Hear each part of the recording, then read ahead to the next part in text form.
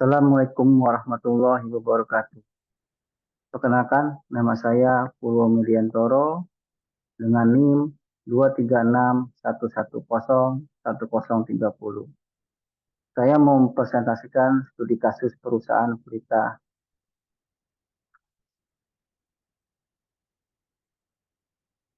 Kasus yang akan kita pelajari yaitu PT Pelita merencanakan untuk membuka usaha L dan usaha S.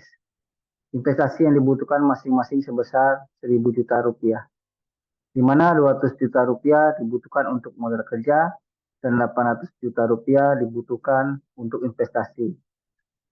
Struktur modal perusahaan saat ini adalah sebagai berikut. Utang sebesar 25%, saham preferen sebesar 15%, saham biasa sebesar 60%, sedangkan data-data lainnya adalah sebagai berikut.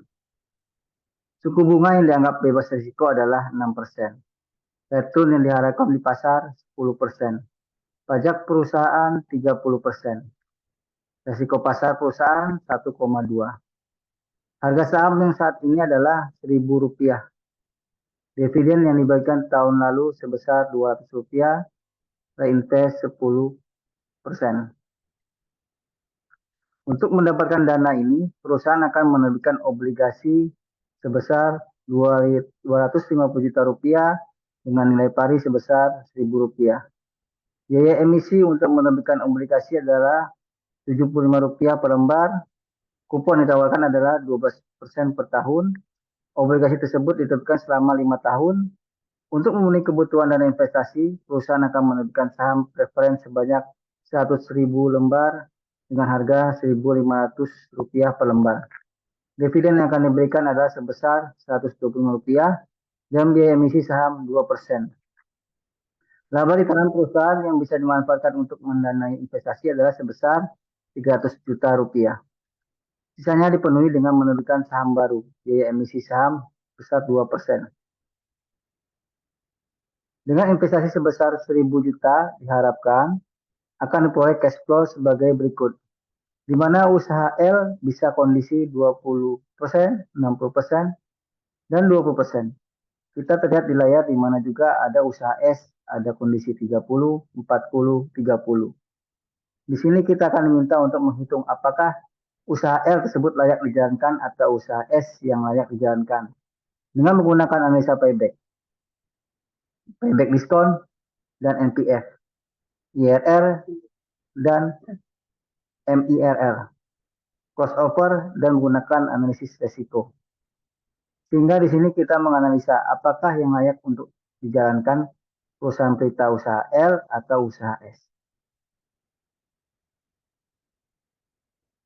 Baiklah, untuk pertama kita menentukan komposisi pemodal yang terdiri dari 3 komponen, yaitu utang, saham preferen adalah saham istimewa yang biasanya diberikan pada pendiri perusahaan, dan yang ketiga saham biasa. Selanjutnya kita lihat komposisi dari perusahaan Pelita Indonesia. Utang 20%, saham preferen 15%, saham biasa 60%, jadi total 100%. Kebutuhan dananya adalah 100 juta rupiah.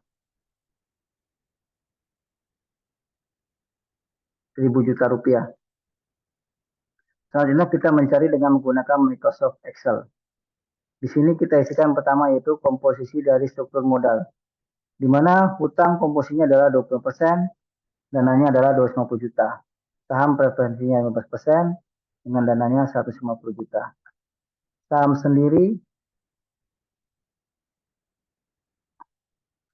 saham preferensi 15% dengan dananya 150 juta. Saham sendirinya sebesar 60% dengan dananya 300 juta.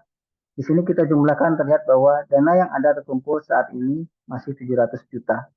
Walaupun komposisinya sudah 100%, jadi karena masih kurang kita tambahkan dengan saham baru, di mana saham baru di sini itu sebesar dana yang dibutuhkan adalah 300 sehingga mencukupkan kebutuhan investasi 1.000 juta dengan komposisi 100% sehingga struktur modalnya pas yaitu 1.000 juta. Selanjutnya kita mulai menghitung untuk mendapatkan dana ini. Perusahaan akan menerbitkan obligasi sebesar 250 juta dengan nilai pari sebesar 1.000. Biaya emisi untuk menerbitkan obligasi adalah 75 per lembar. Kupon yang ditawarkan adalah 12% per tahun. Jadi biaya obligasi ini kita mencarinya dengan cara yang kita butuhkan adalah 1000 dikurang 75 jadi minus 1000 kita kurangkan 75 jadi hasilnya adalah minus 925.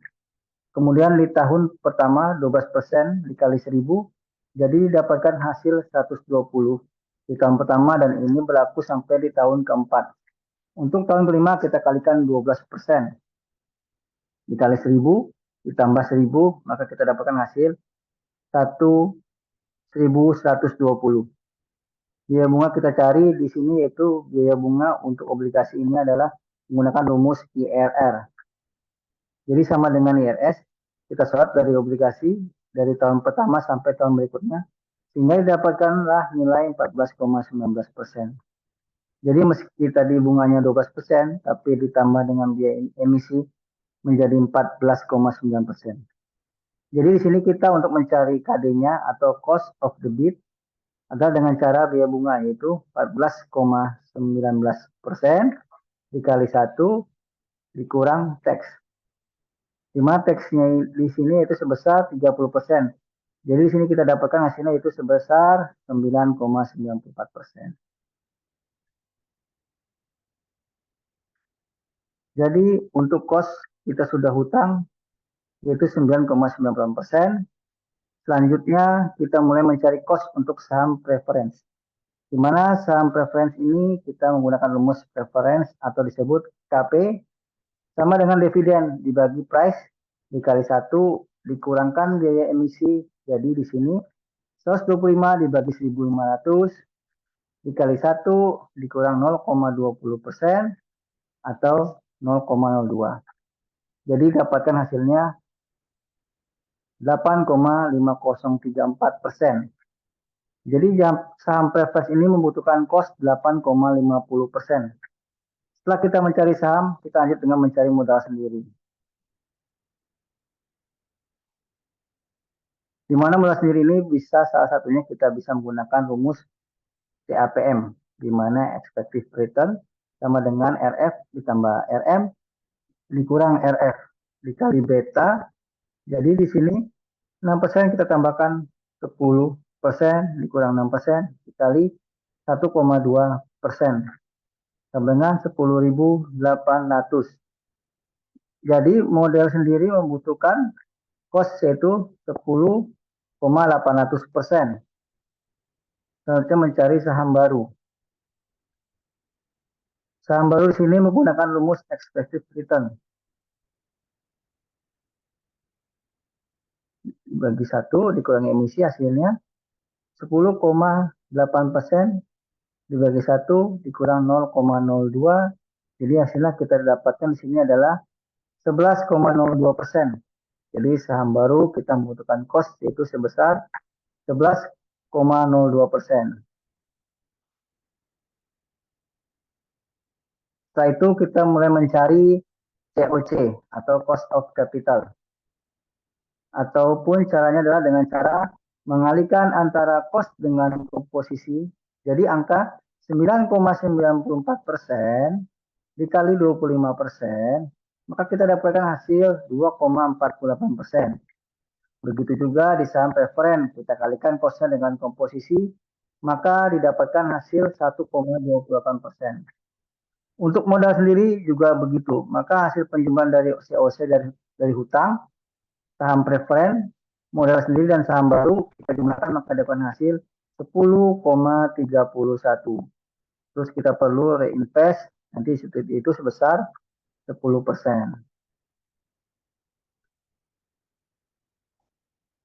Setelah kita mendapatkan COC, kita lagi mencari untuk melihat dengan menilai usaha L. Di sini kita lihat kelayakan dari perusahaan L. Dimulai dengan menghitung cash flow-nya dengan cara untuk tahun pertama dikalikan kondisi pesimis, ditambah kondisi moderat, dikalikan persennya dalam bentuk statistik. Ini disebut juga rata-rata dicari dari tahun pertama sampai tahun kelima. Jadi di sini di tahun pertama kita kalikan 150 dikalikan kondisi pesimis 20%. Ditambahkan 200 dikalikan 60%. Kondisi moderat ditambahkan 250 dikalikan 20%. Kondisi pesimis. Maka di sini kita dapatkan nilai 200 yang rumus ini berlaku untuk tahun pertama sampai tahun kelima. Jadi di sini tergambar angka cash flow untuk perusahaan L. Setelah mendapatkan cash flow, kita mulai mencari PV. Untuk mendapatkan PV, kita menggunakan rumus yaitu di sini kan kita tahu tadi PV-nya itu gimana kita rumusnya PV ini sesuai dengan bunga pada perusahaan PT Pelita, di mana PV PT Pelita adalah 10,31%. Jadi caranya kita tambah cash flow dibagi 1 ditambah WACC dipangkat tahun negatif, maka kita dapatkan angka 181,31. Rumus ini berlaku untuk tahun kedua, tahun ketiga, dan tahun kelima. Maka nilainya kita lihat di sini adalah sebagai berikut. Setelah kita mendapatkan PV, maka kita lanjut untuk mencari payback.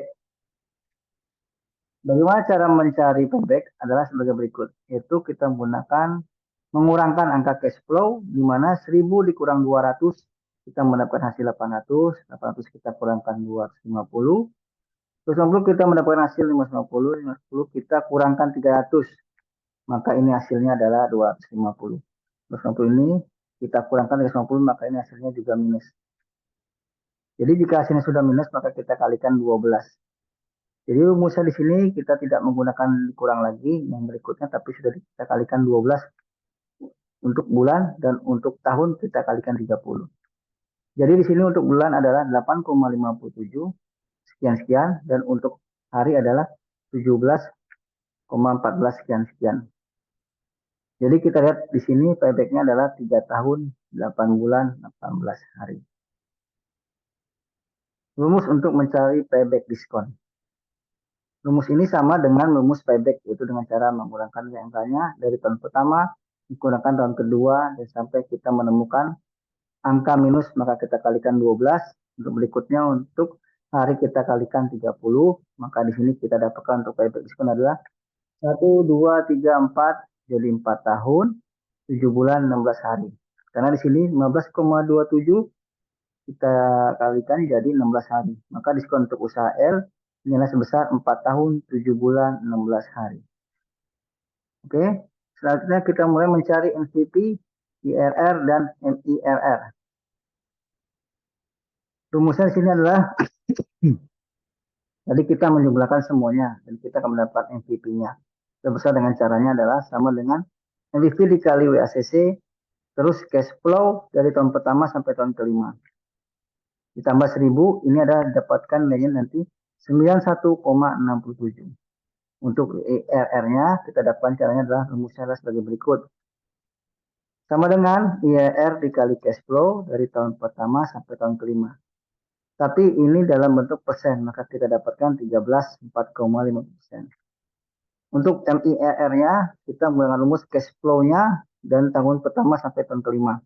Ditambah WACC, terus kita tambahkan invest di mana kita tahu WACC-nya adalah 10,31 dan investnya 10%. Ini juga dalam bentuk persen, maka kita dapatkan hasil 12,14%. Setelah itu kita mencari variance. Setelah mendapat NPV, IRR, dan MIRR, kita mulai mencari variance. Yaitu variance di sini atau resiko caranya adalah menjumlahkan rata-rata yang dikurangi dengan cash flow dipangkat 2. Jadi di sini variance-nya kita dapatkan angka 1000. Rumusnya sama kita gunakan untuk tahun kedua, tahun ketiga, tahun keempat, dan tahun kelima. Kebetulan di sini variance-nya sama, yaitu sama-sama 1000. Setelah variance kita masuk ke standar STD NVP. Dengan cara angka variance tadi dikalikan 1 ditambah dengan WACC dipangkat 1 dikali 2. Rumusnya sama kita copy dan kita tarik ke bawah. Dan ini kita dapatkan angka pada tahun pertama 821,57. Di tahun kedua 675,47. Dan di tahun berikutnya kita gunakan rumus yang sama. Jika hasil penjumlahan inilah yang kita sebut dan kita dapatkan itu sebesar 2.883,75. Inilah yang kita sebut dengan varian NPV. Jadi penjumlahan STD NPV inilah yang kita kenal dengan varian NPV. Jika kita akalkan, maka ini kita sebut dengan standar deviasinya. Maka standar deviasi dari perusahaan L ini adalah 53,70. Jadi di sini kita dapatkan nilai Z-nya dikurang 1,770 sekian minus 1,770 sekian. Dan kita akan mencari nilai persentase kerugian, dan rumus dari persentase kerugian ini adalah 0 sama dengan normal distribusi dikali nilai Z, yaitu dikali min 1,770 sekian. Jadi kita copy, jangan ditulis tangan, maka kita akan dapatkan persentase kerugiannya sebesar 4,39%. Oke, kita lanjutkan. Kita lihat, maka di sini didapatlah gambaran usaha L sebagai berikut, di mana nilai payback dari perusahaan L ini adalah 3 tahun, 8 bulan, 18 hari. Sedangkan payback diskonnya adalah 4 tahun, 7 bulan, 16 hari. Dengan varian NPV-nya adalah 2.883,75. Standar NPV-nya adalah 53,70. Dengan nilai Z-nya adalah min 1,70. Sekian. Dan persentase kerugian kita dapat untuk urusan L ini adalah 4,39%. Next, untuk usaha S lakukan yang sama, maka dapat gambaran sebagai berikut. Setelah kita dapatkan nilai dan gambaran untuk urusan L, maka kita lanjutkan untuk usaha S. Untuk usaha S kita lakukan hal yang sama, maka akan kita dapatkan gambaran sebagai berikut, di mana perusahaan S ini payback-nya 2 tahun 7 bulan 28 hari. Payback diskonnya 3 tahun 7 bulan 1 hari. Nilai variansinya di mana varian NPV-nya 9893,94 dengan standar NPV-nya 99,468. Dengan nilai Z-nya minus 1,37 dan persentase kerugiannya 8,47%. Setelah kita mendapat gambaran perusahaan S, kita masuk ke crossover. Di mana crossover kita lihat dari sisi antara cash flow perusahaan L dengan antara cash flow perusahaan L dengan cash flow perusahaan S, mulai dari tahun pertama sampai tahun kelima. Maka kita dapatkan nilai di sini yaitu sebesar 5,61%, dengan rumusnya adalah sebagai berikut, yaitu sama dengan IRR. Penjumlahan selisih inilah yang kita dapatkan untuk crossover. Jadi di sini kita dapatkan crossover sebesar 5,61%. Kemudian kita lihat ya WACC-nya. WACC ini kita lihat biasanya itu pendapat dari beberapa ahli, kita buat secara acak dan random saja. Gimana kita kalikan 5 aja. Lipatan 5 yang pertama adalah 0, 5, 10, 15, dan selanjutnya di 20. Dan di sini kita lihat nilai crossover-nya adalah 5,61%. Maka MVPL dan MVPS adalah sama di titik tumpunya. Ini di 5,61%. Sama yaitu 5 di angka 253,97 MVPS. Juga sama 253,97. Dan ini bisa kita buat dalam bentuk grafik. Ini lebih jelas ya kalau dalam bentuk grafik. Kita dapat titik potongnya di mana sama-sama antara perusahaan L, antara MVP perusahaan L dan perusahaan S ini dia bertemu di 5,61.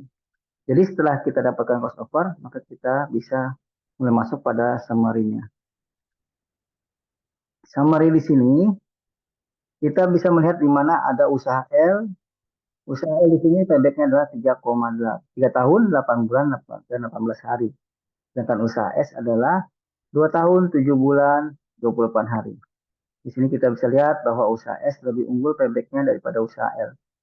Untuk payback diskon kita lihat usaha L 4 tahun 7 bulan 16 hari. Sedangkan usaha S 3 tahun 7 bulan 1 hari. Jadi di sini usaha S juga lebih unggul daripada usaha L. Untuk payback diskonnya begitu juga dengan nilai NPV-nya. NPV usaha L adalah 91,67, sedangkan usaha S adalah 136,66. Di sini kita lanjutkan di IRR-nya. Yaitu di perusahaan L adalah 13,45%, sedangkan di usaha S 17%. Di sini untuk MIRR usaha S juga lebih bagus daripada usaha L. Untuk MIRR usaha L adalah 12,14%, S adalah 12,99%. Untuk presentasi kerugian usaha L adalah 4,39%. Sedangkan usaha S adalah 8,47%.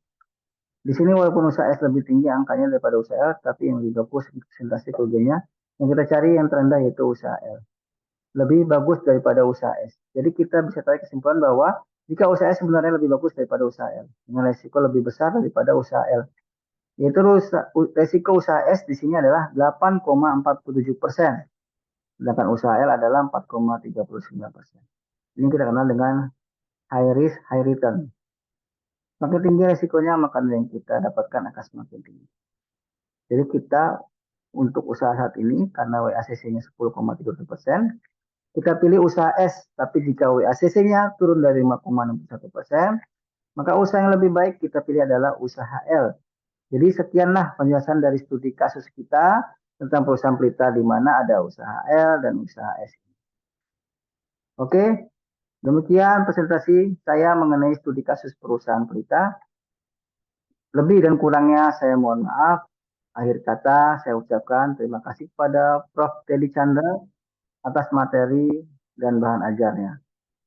Assalamualaikum warahmatullahi wabarakatuh.